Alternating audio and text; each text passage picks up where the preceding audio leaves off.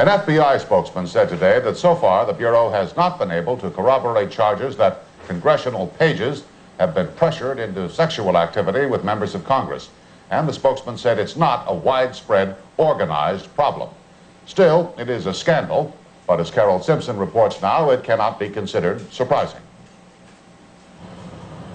ABC News talked with a 20-year-old former page who was interviewed by the FBI for 2 hours yesterday. He gave investigators the names of members of Congress and congressional staffers he said shared sex and drugs with teenage pages 3 years ago. On at least one occasion, a certain official in the House invited several pages out to his house where cocaine and hashish and marijuana were freely available to the pages. If you could put a number on the number of congressional employees that you may have direct knowledge of involvement in illicit activity, how many would that be? Direct knowledge, 15 to 20. The names of congressmen alleged to be involved in the scandal have remained secret, but Idaho Republican Congressman Larry Craig, concerned that his name had been implicated, issued a public denial.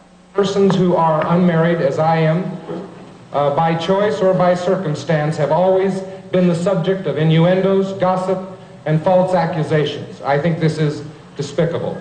The charges of wrongdoing by congressmen with pages has been described in a book written by a former page.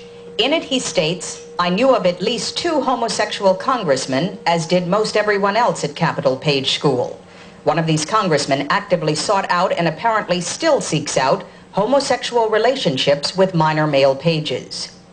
Because he couldn't find a publisher, Stephen Valentine had the book published himself 5 years ago. It has been copyrighted by the Library of Congress and can be found on the shelves of the Senate Library in the Capitol. Carol Simpson, ABC News on Capitol Hill.